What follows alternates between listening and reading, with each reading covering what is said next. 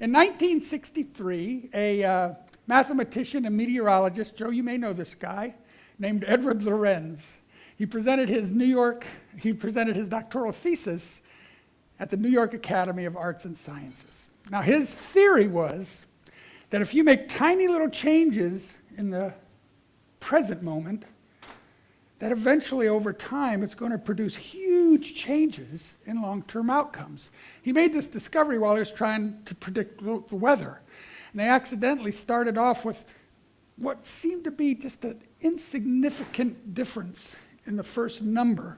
But then when the prediction went out 5 or 6 days, it totally changed what the prediction for the weather was. And he said that if his theory were correct, a single flap of a seagull's wings could alter the course of weather forever. Does that sound familiar? Yes. It's what eventually became known as the butterfly effect. In fact, about 10 years later, he was giving the same talk for another group of scientists, and they asked him for a title. And he didn't have a title. And one of his colleagues came up with this title kind of on the spot. Does the flap of a butterfly's wings in Brazil set off a tornado in Texas? And that more poetic iteration, of the theory became kind of stuck and became known as the butterfly effect. Now, Lorenz was kind of laughed off the stage for his silly little theory, but it was interesting enough to where it kind of took hold, as you know, and it started seeping into our pop culture and showing up in science fiction movies and comic books and urban legends. But a few years later, in the early to mid-90s, Edward Lorenz was vindicated when scientists discovered the Higgs boson. That's a fancy name for the God particle. Do y'all remember when the God particle came out? They had discovered the most elemental particle field there ever was. In layman's terms, that's what atoms and electrons and neutrons are made out of. And this discovery confirmed for them that at the most basic level, we're all made out of the same stuff. We're all made out of the same stuff, and we're connected on this energetic level, not just to one another, but to all life on the planet. And this confirmed the fact then, because of that, whatever we do, anything we do, somehow is going to affect the whole, because we're all connected on an energetic level. So the scientists started thinking, maybe there's something to this little butterfly effect. And lo and behold, just like the law of gravity, the law of aerodynamics, it became an official law. It's called the law of sensitive dependence upon initial conditions, the butterfly effect. So butterfly effect is like the generic term. Law of sensitive dependence upon initial conditions is the pharmaceutical term, if you will. And this law goes into effect whenever any form of matter is moved. Think about that, any form of matter. So yeah, butterfly flapping its wings. When we blink, you've heard of butterfly kisses? When we blink, anytime the air moves the trees, anytime. So this is always constantly in effect, just like gravity or aerodynamics, the law of sensitive dependence upon initial conditions is always in effect, always connecting us in ways too complex to comprehend. For instance, how many of you all have heard of a man named Norman Borlaug? Not that many, I presume. But Norman Borlaug won a Nobel Peace Prize back in 1970. He was in his 90s at the time, but he was given the Nobel Prize for work he had done in the 40s and 50s. Norman Borlaug discovered how to hybridize high-yield and disease-resistant wheat and corn for arid climates. And this made it possible to grow wheat and corn where it had never been possible to grow before. And at that time, it was an amazing discovery. And the scientists calculated that that one discovery alone had been responsible for saving over 2 billion lives from famine, being able to grow wheat and corn where it had never been able to grow before. And that was in the 70s. If we extrapolate that now, I'm sure it'd be way over 5 billion lives, we could safely say. Agreed? 5 billion lives and counting for Norman Borlaug's discovery. Definitely worth a Nobel Prize. But some argued, say, hey, really, Henry Wallace should have gotten that Nobel Peace Prize. You see, Henry Wallace, he was the Secretary of Agriculture, and he served one term as vice president under Franklin Roosevelt. And it was Henry Wallace that used his influence as vice president to fund a lab in Mexico for the sole purpose of hybridizing high-yield diseases in wheat and corn for arid climates. And he hired Norman Borlaug, who made that discovery. So some argued it should have been Henry Wallace, credited with saving that 5 billion lives and counting. And counting, way to go. And then someone said, well, okay, if you're going to credit Henry Wallace, then why not George Washington Carver? That's right, the peanut guy. Now, he was such a brilliant student that at age 19, he was just a sophomore in college. His botany professor brings his little son Henry to him.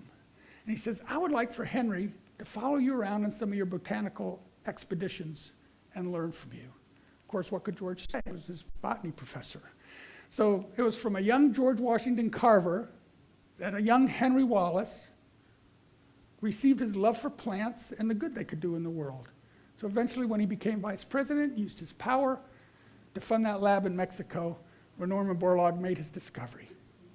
So beside the 266 things he discovered to do with the peanut, we could also add to George Washington Carver's resume, responsible for saving over 5 billion lives. Thank you for my cheerleader back there. Yay. But wait, there's more.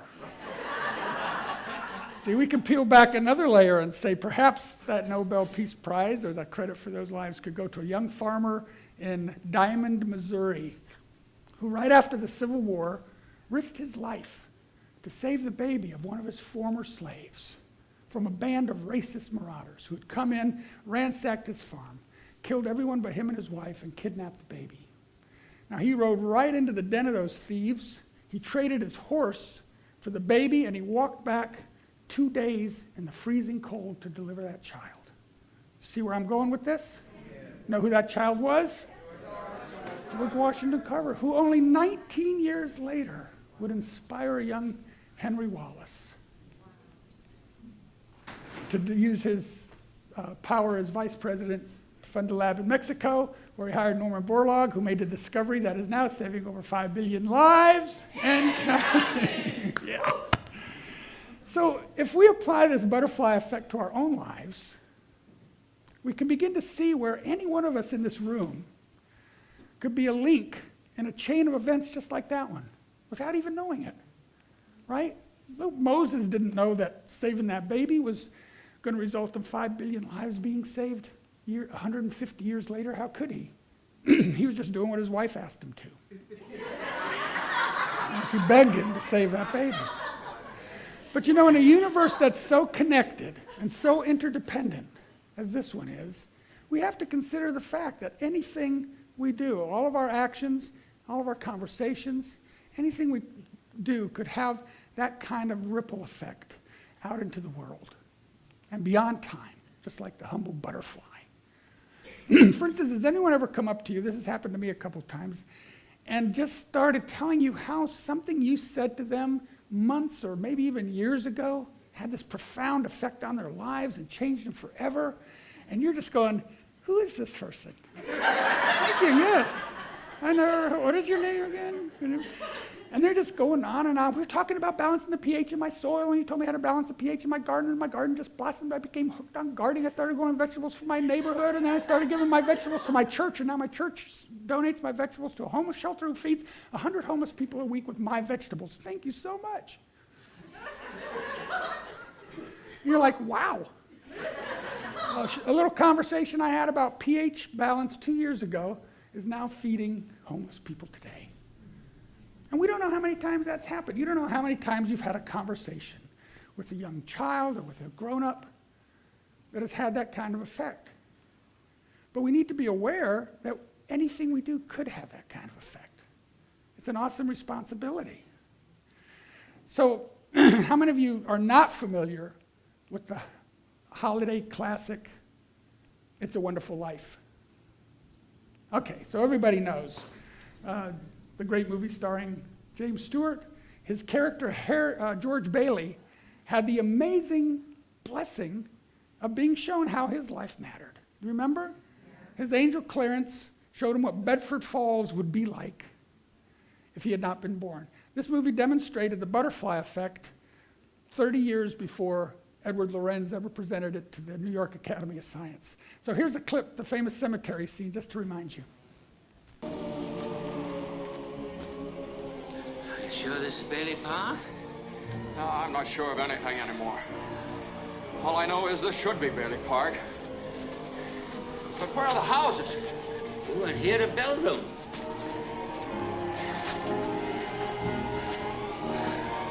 Your brother, Harry Bailey, broke through the ice and was drowned at the age of 9. That's a lie. Harry Bailey went to war. He got the Congressional Medal of Honor. He saved the lives of every man on that transport. Every man on that transport died. Harry wasn't there to save them because you weren't there to save Harry.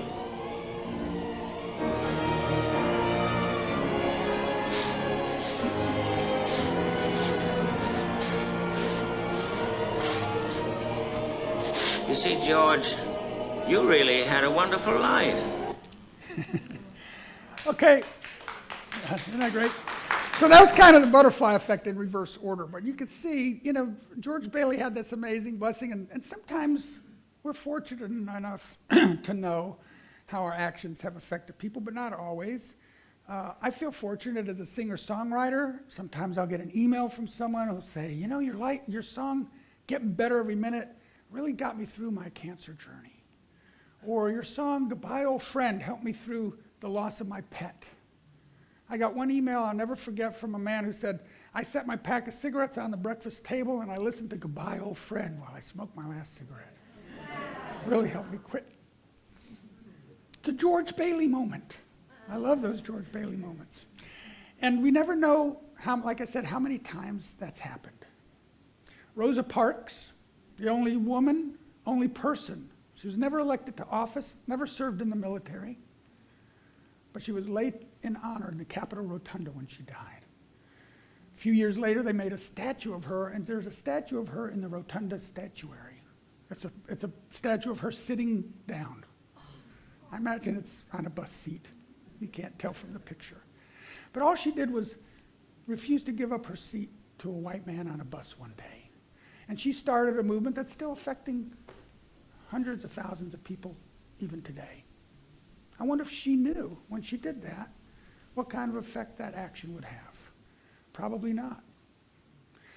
Andy Andrews wrote the little bathroom book called The Butterfly Effect. That's where I got that Norman Borlaug story.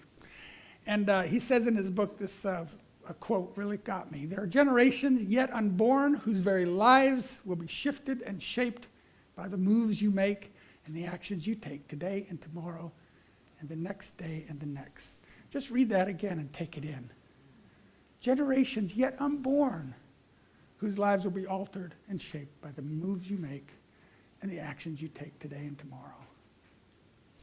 So how do we live with this enormous responsibility? Wow. Something I call radical purpose. So if you're like me, you might find yourself categorizing things that you do during the day, maybe on your to-do list, by levels of importance. Maybe visiting a family member, a little higher priority, a little more important than a visit with a friend. Maybe a conversation with your therapist might be a little more important than a conversation you have with your butcher. We don't have a butcher. I just made that up. Round of golf is pretty important, but visiting a sick friend, that's really important. And you treat, I should be saying me, I treat everything a little bit differently depending on how high up they are in that importance list. But what if we started treating everything we did with equal purpose, with radical purpose? In other words, you put the same amount of energy and attention into a 1-minute conversation with a grocery store clerk than you would a speech you were going to give at a World Summit for World Peace. How would that change the conversation? How would that change the conversation you have? We never know. But I've got 4 ways in which we can make sure that those conversations are meaningful. You can live your life as if nothing I do matters. Or you can live your life as if everything I do matters. Okay, which one calls us to a higher level of living? Everything I do matters. Thank you for that answer. You get an A. Give that girl a gold star. Albert Einstein said this: everything you do will eventually affect the universe, so do it on purpose. It's perfect, perfect quote. He knew that everything we do, every action we take, will eventually affect the whole universe, so do it on purpose. Now, I was reminded, actually by Lisa at the earlier service, that the butterfly effect can be used for good and for evil. You know, when we think of the young man who did the mass shooting in El Paso, only 21 years old, and we wonder what was said to him, what action was taken, what did he see, what did he hear that started that chain of events that led to him thinking that this is something he had to do. So here are 4 suggestions for how we can lessen the likelihood of that happening, and making sure that all of the chains we start are positive ones. The first is to be present. Be present. So what this means is that whoever you're speaking to, whatever you're doing, do it consciously. So when you're fully present, you respond from that presence of the divine within you. You're not reacting from past memories and past experiences you've had. Okay? Number 2, pay attention. So notice how your words and actions are affecting those around you. I'll just leave it there. Be open to what's truly being said, and allow, pay attention to what's trying to be spoken through you in that moment. There's always something wanting to come through, always some wisdom waiting to be expressed through you. Pay attention to what's coming through you in the moment.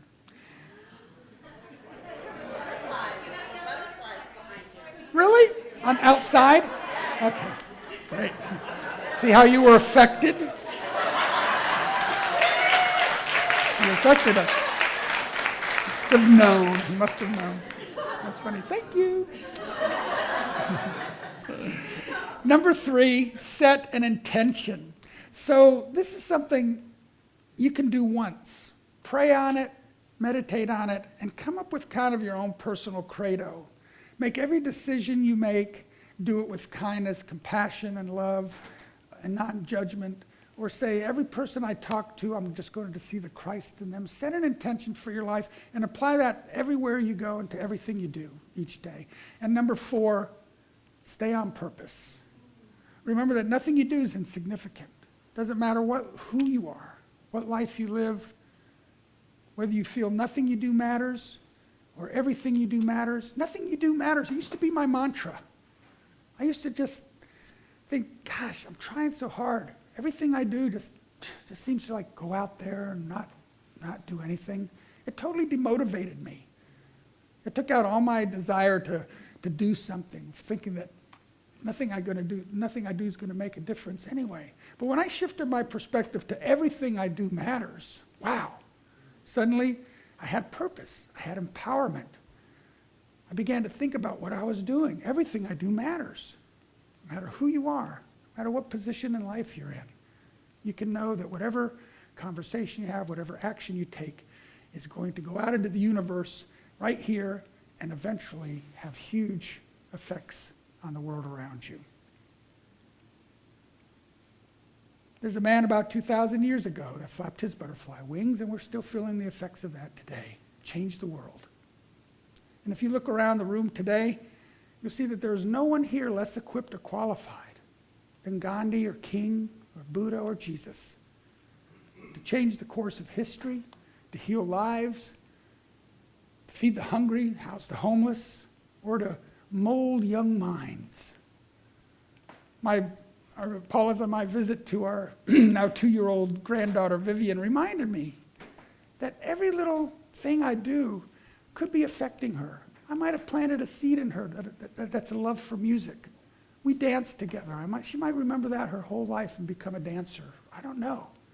It's an amazing responsibility for parents and grandparents, constantly flapping their butterfly wings around young children, and for teachers. I see Catalina shaking her head, and school teachers too have that immense responsibility.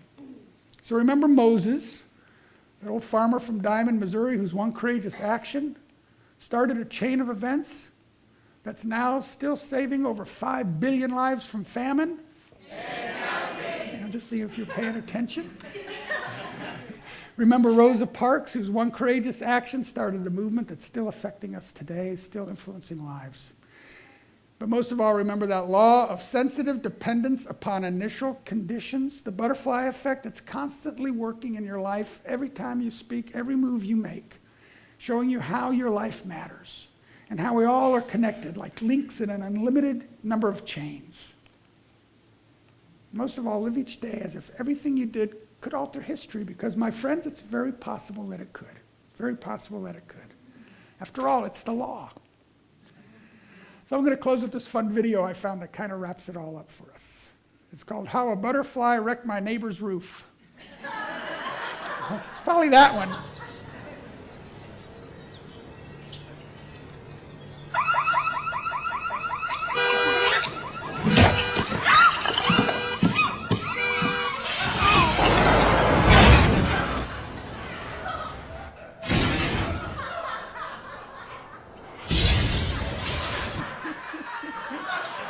Great.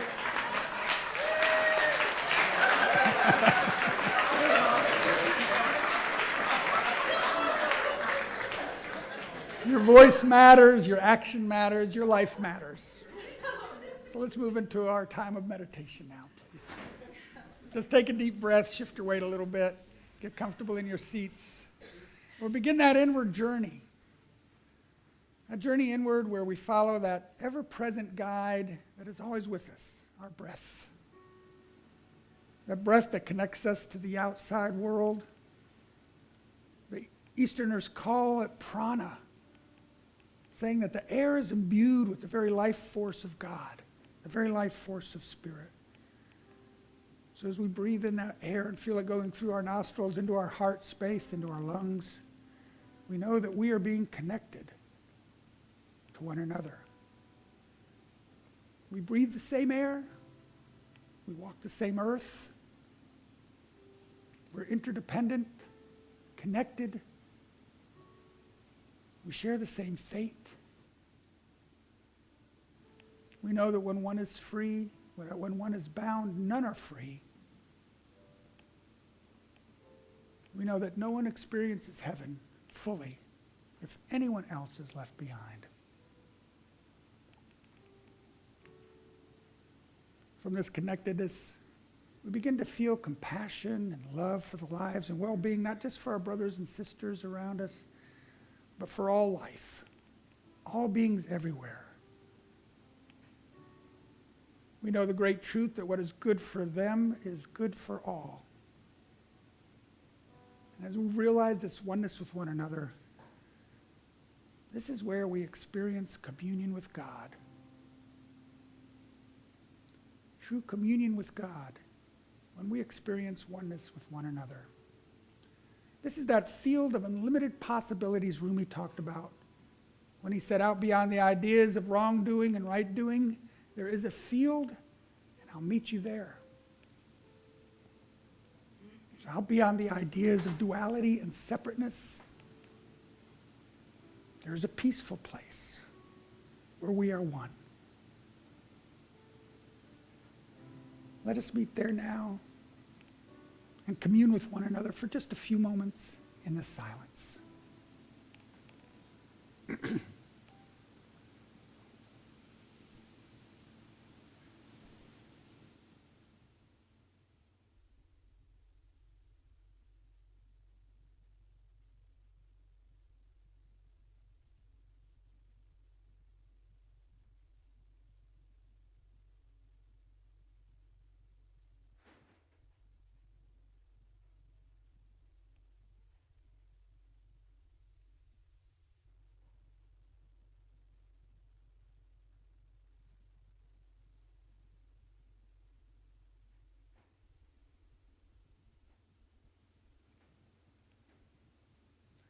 I am a link in an unlimited number of chains.